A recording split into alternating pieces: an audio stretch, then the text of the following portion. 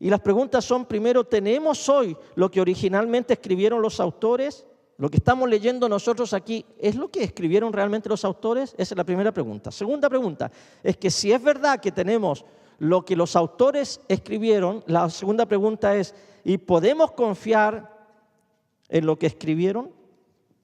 Así que ahí está la primera pregunta. ¿Tenemos hoy lo que realmente escribieron los autores en los 27 libros del Nuevo Testamento? Esta pregunta no es una pregunta teológica, doctrinal. Esta es una pregunta histórica, académica, arqueológica. Y es la misma pregunta que haríamos con cualquier libro antiguo. Ustedes saben que antes de la Edad Media, todos los libros eran escritos a mano. Los monjes especialmente estaban en los monasterios escribiendo a mano, no había imprenta, todo se copiaba a mano. Y había que hacer muchas copias y a veces se tardaban años en hacer la copia de un libro y esa era la manera que los libros se transmitían. Ahora, si tú tenías un libro que te gustaba y era un pergamino, no un códice que le llaman, y tú lo tenías ese libro y tú querías dárselo a tu hijo, entonces tú le entregabas ese libro a tu hijo, pero después tu hijo quería darle ese libro a su hijo, o sea, a tu nieto. Pero ya habían pasado a lo mejor unos 70 años desde que el libro se escribió, por lo tanto el libro ya estaba viejo, se le estaban borrando las páginas, se estaban deteriorando. Entonces, ¿qué es lo que hacía uno? Mandaba a copiar el libro para tener una copia nueva. Y así, por muchos años y siglos, se fueron copiando los libros hasta que se inventó la imprenta. Así que no tenemos nosotros ningún original de la Biblia. Solamente tenemos copias de aquellos originales. Así que la pregunta es, ¿tenemos lo que ellos escribieron? La respuesta es no. Entonces tenemos que preguntarnos, ¿podemos reconstruir y tenerlos con nosotros? Bueno, hay una ciencia que se llama análisis de manuscritos. Y estos científicos se preocupan de analizar todos estos manuscritos, papiros que tenemos que están en el mundo, en museos, en muchas partes, y de ahí comparar si los libros son auténticos y podemos confiar en ellos o no. Entonces, se necesitan varias cosas para saber si tenemos esos libros. Vamos a ir rapidito, yo no quiero que ustedes se cansen con esto porque es una información un poquito pesada, pero póngase las pilas. Primero, para tener seguridad que tenemos lo que se escribió originalmente, necesitamos tener variedad de manuscritos. Por ejemplo, queremos tener un manuscrito antiguo en Francia, queremos que haya uno que se encontró en un basurero de Egipto, queremos tener una copia por allá en una mansión en Rusia, y entonces queremos copias, variedad de copias que atestiguen que vienen de diferentes partes de una sola fuente. Eso es lo primero que queremos. Segundo, queremos tener una buena cantidad de manuscritos. Por ejemplo, si yo soy uno de estos científicos que está estudiando un manuscrito y me doy cuenta que en la página 12 de un manuscrito hay una palabra escrita incorrectamente, entonces yo tengo acá al lado otros 4 manuscritos. Y yo comparo los otros 4 manuscritos y me doy cuenta que ahí está la palabra correcta y este es el que la tiene incorrecta. Entonces yo necesito, para asegurarme que tengo un buen texto, necesito una buena cantidad de manuscritos. Tercero, queremos tener antigüedad. Queremos tener los manuscritos más antiguos posible, que se hayan escrito lo más cerca al original. Si podemos, por ejemplo, encontrar una copia escrita 200 años después del original del libro, es excelente, porque sería nada más unas 2 o 3 copias desde que se hizo el original. Y eso sería muy bueno. Así que no hay mucho tiempo para hacer errores en 2 o 3 copias. Así que yo les voy a poner algunos ejemplos y le puse un cuadrito allí en su boletín. Vamos a comparar estos 4 libros antiguos. Aquí tenemos las guerras gálicas de Julio César. Él escribió ese libro, Julio César el emperador, y se escribió en el año 50 antes de Cristo. ¿Cuántas copias tenemos de ese libro? 10. Anótela allí si no la tiene. 10 copias. Y la copia más antigua que tenemos de ese libro, que se escribió en el año 50 antes de Cristo, es en el año 900 después de Cristo. Lo que quiere decir que entre el original y la primera copia, ¿cuántos años tenemos? 950 años de ese libro antiguo. Segundo libro, Historia de Roma, y este lo escribió un señor que se llamaba Tito Livio. Este libro fue escrito el año 15 después de Cristo. Tenemos ¿cuántas copias? 20 copias antiguas de este libro. Y la copia más antigua que tenemos de ese libro es del año 415 después de Cristo. Quiere decir que el lapso que tenemos con el original son de 400 años. ¿Cuántos de ustedes leyeron la Ilíada cuando estaban en high school? La Ilíada de Homero. A varios nos hicieron leer ese libro, ¿verdad? Ok. La Ilíada, un libro antiguo. Ese libro fue escrito 900 años antes de Cristo. ¿Cuántas copias tenemos hoy en día de ese libro? Tenemos bastantes copias. Este es un libro que se leía mucho. La gente le gustaba. ¿Cuántas copias tenemos? 600 copias. La copia más antigua de la Ilíada fue hecha el año 400 antes de Cristo. Por lo tanto, el lapso con el original del libro son 500 años. Ahora, mis queridos hermanos, vamos a entrar a la Biblia. Y cuando nosotros ponemos las cantidades que nos va a mostrar la Biblia, nos quedamos sorprendidos. Porque mire, ¿cuándo fue terminado el Antiguo Testamento? En el año 90 después de Cristo. Ahí ya el último libro, que era el libro de Apocalipsis, más o menos a esa fecha terminó este libro. Pero aquí está lo sorprendente.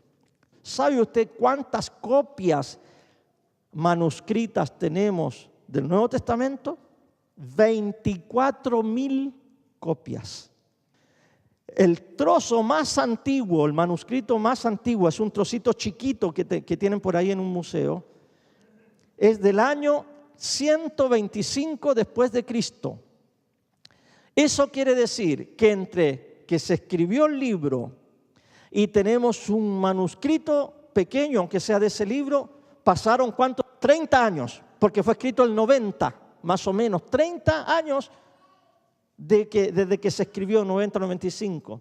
Pero dicen los científicos que tenemos cientos de manuscritos que tienen 300 años de lapso entre el original y el manuscrito.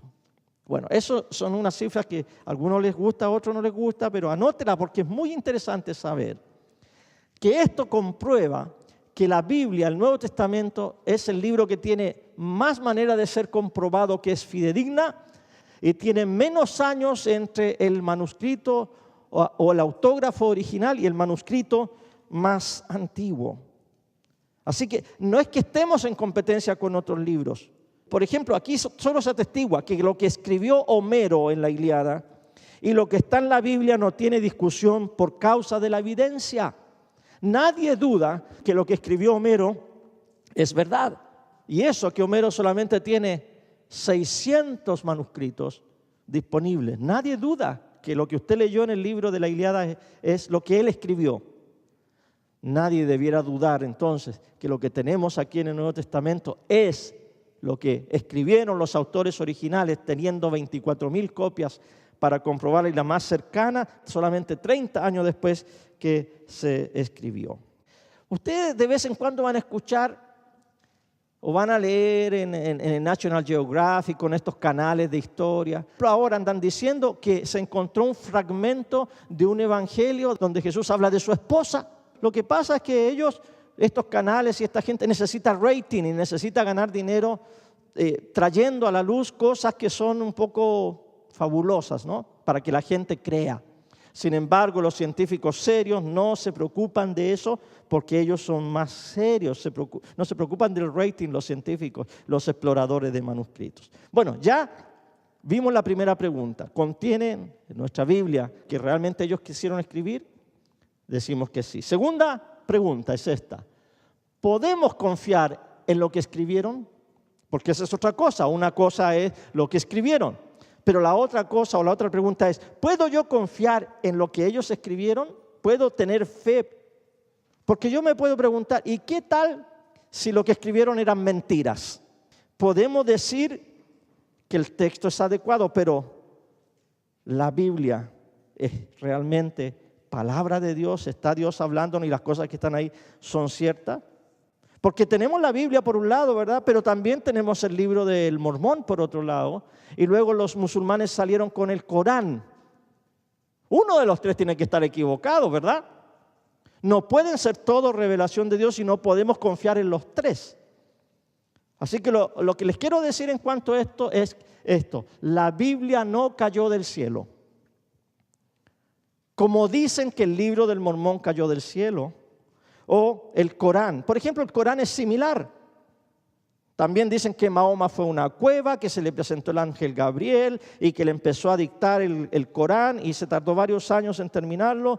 Y entonces yo como persona escéptica, usted como persona escéptica puede decir, bueno, yo puedo creerle a Joseph Smith o puedo creerle a Mahoma, pero si yo no quiero, yo no les creo. ¿Por qué les voy a creer? Yo soy escéptico. Si quiero les creo o si quiero decido no creerles. Y lo más importante es que eso de que el Corán cayó del cielo, que el libro del Mormón cayó del cielo, no ocurre con la Biblia. La Biblia no la escribió una persona que se encerró en una cueva y que dijo, miren, Dios me dio este libro, créanlo. No, nosotros no creemos la Biblia porque alguien dice que lo escribió. Por ejemplo, el libro de Marcos. El libro de Marcos él lo escribió, pero nosotros no le creemos a Marcos nomás porque él lo escribió, sino que nosotros creemos lo que él escribió porque la comunidad de creyentes lo aprobaba y sabía que lo que Marcos escribió en la Biblia era lo correcto. Así que él no escribió el Evangelio para que le creyéramos porque él lo escribió. Él quiere que le creamos porque él lo escribió el Evangelio de Marcos unos 25 años después de que Cristo resucitó. Entonces, cuando él escribió, había gente que sabía de Cristo, sabía de la resurrección, y entonces él hizo copias. Estas copias se entregaron a grupos cristianos, a algunas iglesias, y de allí se fue extendiendo el Evangelio de Marcos. Y la gente, cuando recibía el Evangelio de Marcos y lo leía, decía, sí, es verdad. Esto que cuenta Marcos, así pasó, yo lo vi, yo soy testigo. Marcos, tienes razón, escribiste bien. El Evangelio de Lucas, por ejemplo, si usted lo empieza a leer, Lucas dice que él hizo una investigación de todo lo que había acontecido y entonces él escribe su Evangelio y la gente lo lee y dice, Lucas, tienes razón, yo esto que tú escribiste yo lo sé porque yo lo vi, yo lo viví. Todo lo que la Biblia escribe es público. Nada aconteció en una cueva, había miles de testigos, el libro no cayó del cielo, sino que muchos testigos estaban ahí diciendo, este libro es verdad porque lo que cuenta, yo soy testigo de que es verdad. Ahora, el Nuevo Testamento comenzó a surgir inmediatamente después de que Cristo resucitó y se inició la iglesia. Ahora, Pablo dice, en 1 Corintios, vamos a hablar de Pablo, capítulo 15. Este es el pasaje que vamos a usar hoy. Si quiere abrir su Biblia, 1 Corintios 15. Ahora les hago saber, hermanos, el evangelio que les prediqué, el cual también ustedes recibieron, en el cual también están firmes, por el cual también son salvos si retienen la palabra que les prediqué, a no ser que hayan creído en vano. Porque yo les entregué, en primer lugar, lo mismo que recibí, que Cristo murió por nuestros pecados conforme a las Escrituras, que fue sepultado y que resucitó al tercer día conforme a las Escrituras, que se apareció a Cefas y después a los 12. Luego se apareció a más de 500 hermanos a la vez, la mayoría de los cuales viven aún, pero algunos ya duermen. Después se apareció a Jacobo, luego a todos los apóstoles y al último de todos, como a uno nacido fuera de tiempo, se me apareció también a mí. Porque yo soy el más insignificante de los apóstoles, que no soy digno de ser llamado apóstol, pues perseguí a la iglesia de Dios. Pero por la gracia de Dios soy lo que soy, y su gracia para conmigo no resultó vana. Antes bien, he trabajado mucho más que todos ellos, aunque no yo, sino la gracia de Dios en mí. Sin embargo, haya sido yo o ellos, así predicamos y así creyeron ustedes. Amén. Ahora, esto que escribió Pablo, la primera carta a los Corintios, lo hizo en el año 50 después de Cristo. Pablo ministró al principio de los años 50 y les recuerda en ese tiempo lo que ya les había dicho. Pablo se convirtió en la mitad del año 30 después de Cristo, más o menos, a fines de los años 30. Es decir, 5 años después de que Cristo había muerto. Y Pablo dice que él fue a Jerusalén en esos años y habló con los apóstoles que estaban ahí, que conocían al Señor en persona, para ver si lo que él iba a predicar o estaba predicando era correcto, y luego salió a predicar el Evangelio, 5 años después de que comenzó la iglesia. Ahora, para ponerles un ejemplo, todos recordamos lo que pasó el 11 de septiembre del 2001, ¿verdad? Hasta usted se acuerda dónde estaba. ¿Qué tal que yo les diga, miren, todos se acuerdan que el 11 de septiembre vinieron los extraterrestres y con un rayo láser derribaron las Torres Gemelas? ¿Se acuerdan? Ustedes no se la creen, ¿verdad? Pero supongamos que un par de ustedes, unos 2 o 3 de aquí, se la cree y se va a la tarde a su casa y se encuentra con el compadre y le dice, compadre, ¿se acuerda cuando vinieron los extraterrestres y con rayos láser botaron las Torres Gemelas? El compadre le va a decir, oiga, ¿de cuál se fumó usted? ¿O de cuál está tomando? No, si usted dice, eso es lo que pasó. Y esa persona va a decir, no pasó así, porque yo lo vi en televisión, en directo, yo sé lo que pasó. Otro le va a decir, miren, yo tengo un primo que estaba en Nueva York ese día y él me contó que él vio cómo eso aconteció. Lo que usted está diciendo es falso. Fueron unos aviones, yo los vi. Lo mismo aconteció en aquel tiempo de Jesucristo. Había cientos de testigos. La comunidad entonces de testigos es la que atestigua que lo que aquí se escribió es la verdad y está correcto. La comunidad. No el escritor, no el que se metió a la cueva, no el que dice que recibió, sino la comunidad de creyentes dice, este libro es cierto. Nadie se queda tranquilo cuando alguien está contando algo que no es verdadero. El evangelio de Tomás o el evangelio de Judas, ¿se acuerdan que hace poco también salieron estos evangelios que dicen que muchas cosas, que María Magdalena, que la esposa de Jesús, etcétera? Bueno, en esos años, cuando salieron esos evangelios y empezaron a contar esas cosas, la comunidad, la gente le decía, come on, no. Eso que dice ahí no es verdad, yo sé que no es verdad. Es mentira. Por eso son evangelios falsos que no se dieron cabida en la iglesia porque la gente de la iglesia sabía que no eran verdaderos. Y lo que tenemos hoy en día con nosotros es lo verdadero. Así que la pregunta es, ¿podemos confiar en lo que escribieron? Hay alguna gente que no va a confiar, no va a creer. Hay gente que es testaruda, que son necios y dicen, no. ¿Por qué? Algunos dicen los milagros no existen. Yo no voy a creer en un libro que habla de milagros porque los milagros no existen. Pero no es porque no existan. Él piensa o ella piensa que no existen. Hay otros que no quieren aceptar lo que la Biblia dice porque no quieren cambiar su manera de vivir. Porque ellos saben que el día que digan, oh sí, la Biblia está correcta, tienen que cambiar su vida. Y hay mucha gente que no quiere cambiar su vida y someterse a lo que exige el Evangelio. Así que, mis hermanos, se necesita más fe para desechar el Evangelio que para creerlo. No puede haber sido posible que 500 o 1000 personas compartieran el mismo problema mental de la alucinación de haber visto a Cristo resucitado. A lo mejor un par de locos por ahí te creo, pero 10 locos, 20 locos, 50 locos, 100 locos, 500 locos, 1000 locos, eso no ocurre. Por lo tanto, lo que ellos vieron a Cristo resucitado, al Espíritu Santo descender, a la iglesia comenzar, cuando hablaron en lenguas y empezaron a predicar, eso ellos lo vieron y no era alguna alucinación. Otra cosa interesante, ninguno de los que escribió estos libros en la Biblia tuvo beneficio personal. Al contrario, tuvieron que sufrir, tuvieron que morir por causa del Evangelio. ellos sufrieron por causa de lo que escribieron. Ahora, yo no quiero estar criticando aquí a otras religiones, pero ustedes investiguen y vean que los creadores de religiones y sectas siempre se benefician de lo que escriben aquí en la tierra, siempre. Se benefician con privilegios, se benefician con dinero. ¿Ya? El caso de los autores bíblicos no es así y ellos murieron por la verdad.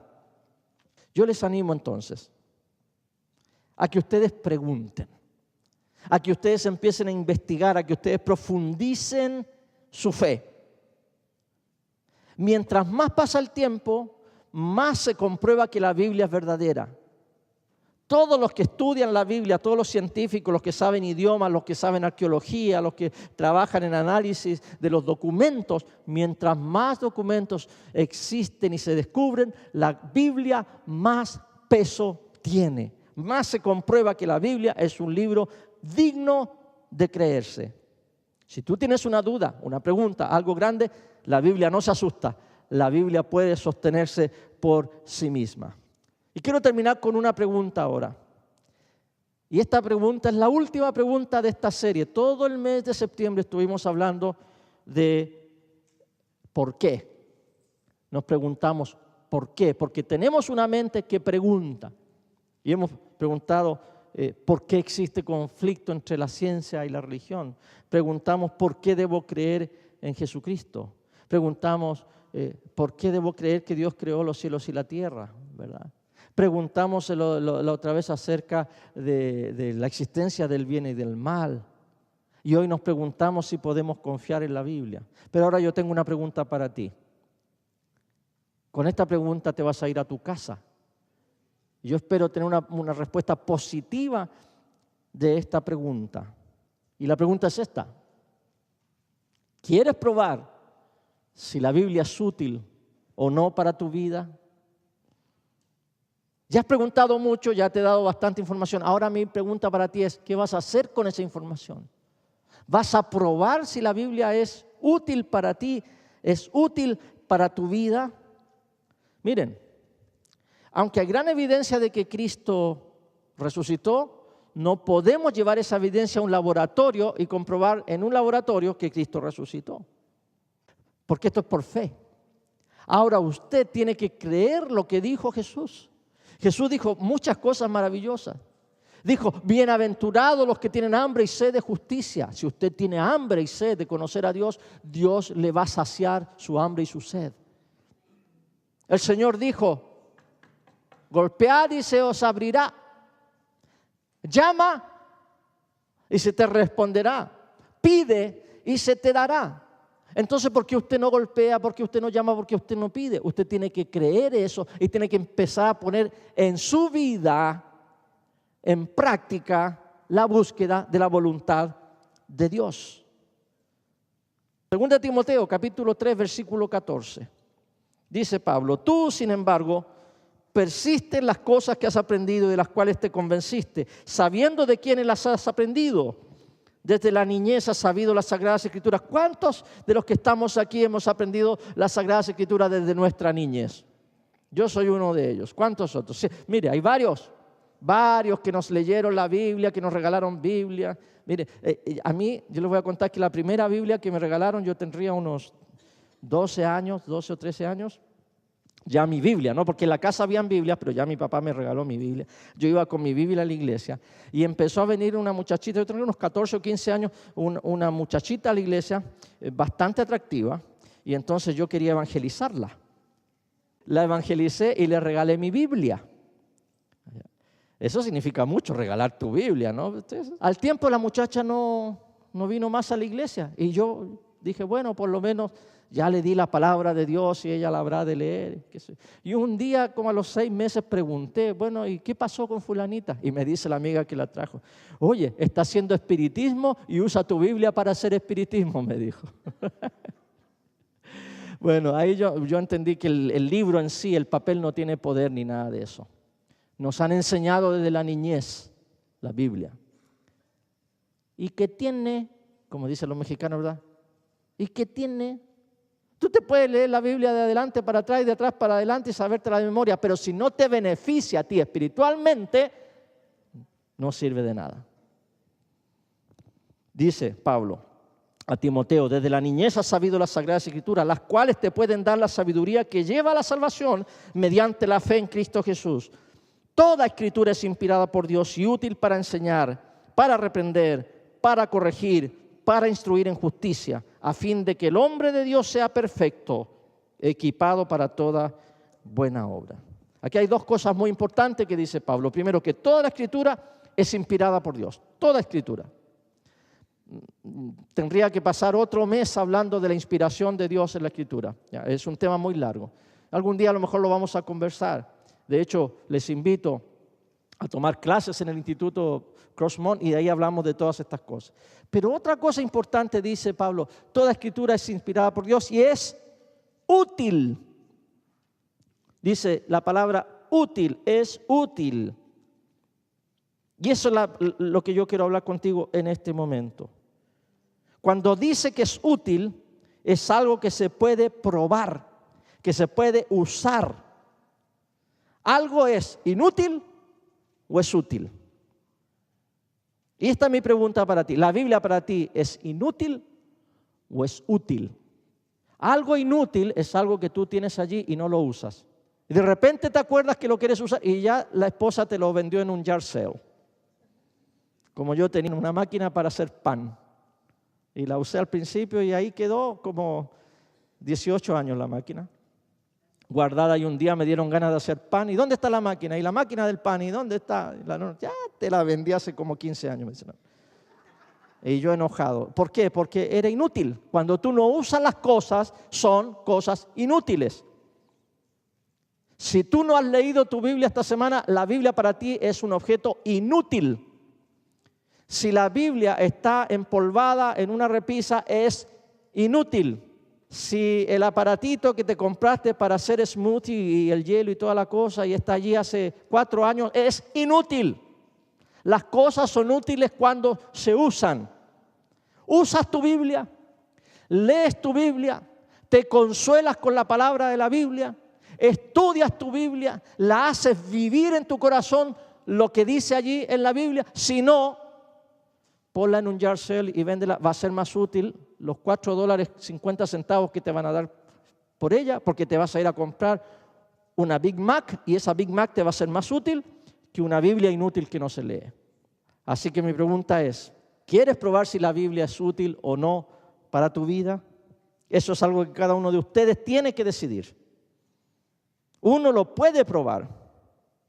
Y ese es el desafío que yo te doy hoy. Prueba.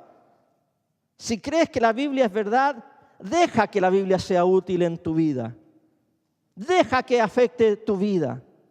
Ponte a leer la Biblia. ¿No sabes por dónde empezar? Comienza por el libro de Santiago, un libro muy práctico en el Nuevo Testamento. Léete el libro de Marcos, un evangelio corto que se lee en 1 o 2 días, ya lo puedes leer rápido.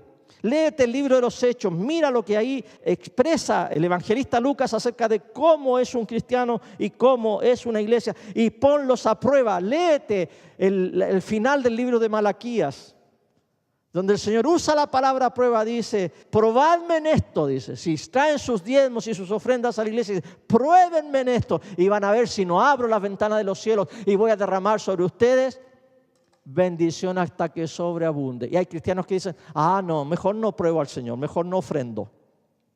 Prueba. Cuando tú lees los principios de la Biblia y dice: marido, amad a vuestras mujeres como Cristo ama a la iglesia, pruébalo. Ama a tu mujer como Cristo ama a la iglesia y luego quédate esperando qué va a pasar. Eso es prueba. Mujeres, cuando dicen respeten a sus maridos, sométanse a sus maridos, háganlo un par de semanas y luego esperen, crúcense de brazos. ¿Qué va a pasar? Y va a pasar algo, porque la Biblia tiene que ser probada, tiene que ser usada, tiene que ser practicada. Cuando la Biblia dice: ama a tus enemigos y ora por tus enemigos, practícalo. No son ideas bonitas para ponerlos ahí en un mural, practícalo.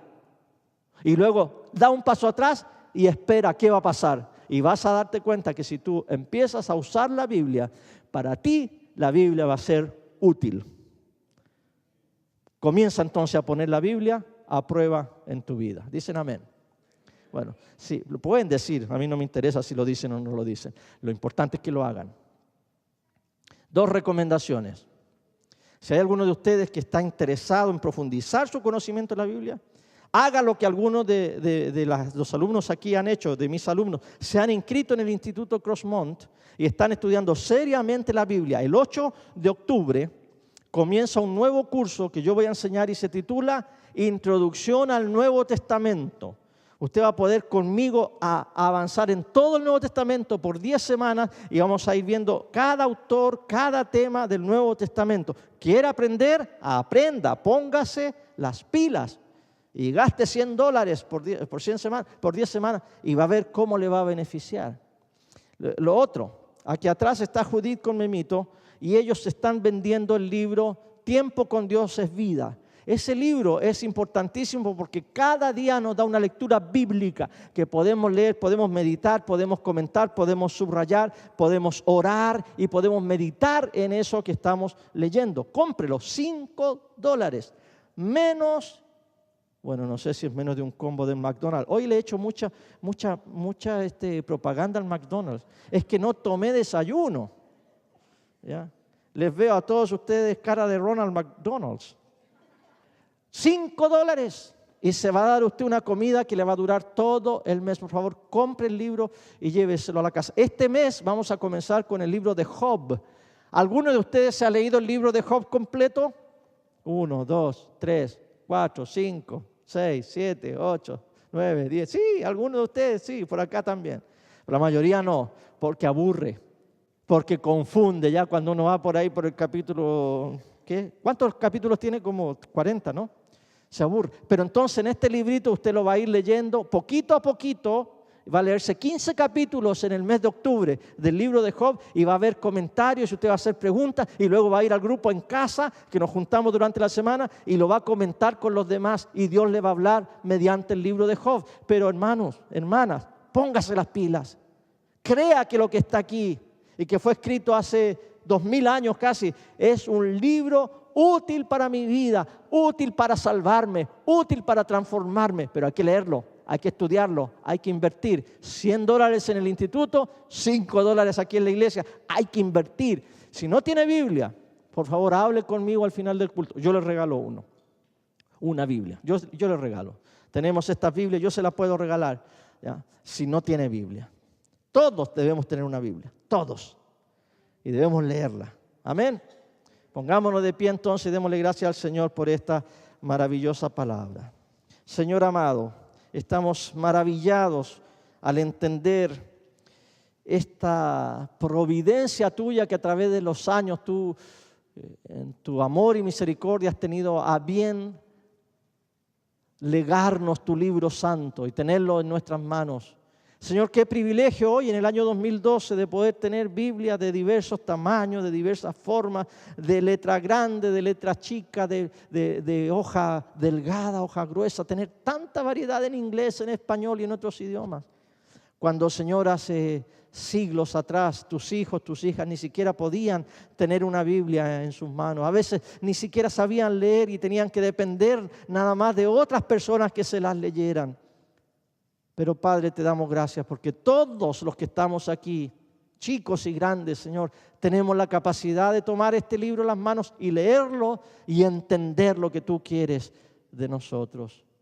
Señor, te pido que nos ayudes en nuestras distracciones. La televisión nos distrae tanto. El teléfono y los mensajes de texto nos distraen tanto. El Facebook y el Internet, Señor, nos distrae tanto y nos aleja de tu palabra. Yo te ruego, Señor, que hoy tú hagas un milagro en nuestras vidas y nos hagas, Señor, lectores de tu santa palabra, estudiantes de tu santa palabra, que podamos, Señor, aquí en este libro santo encontrar las respuestas para toda interrogante que tengamos en nuestra vida. Y no solo eso, Señor, sino que podamos hacer de este libro un libro útil, que funcione, que dé resultado en nuestras vidas. Aquí te ofrecemos, Señor, nuestra mente, nuestra vida, nuestro corazón, para que tú obres a través del poder de tu Espíritu Santo, a través de tu santa palabra. Te lo rogamos, Señor, en el nombre de Jesús. Amén.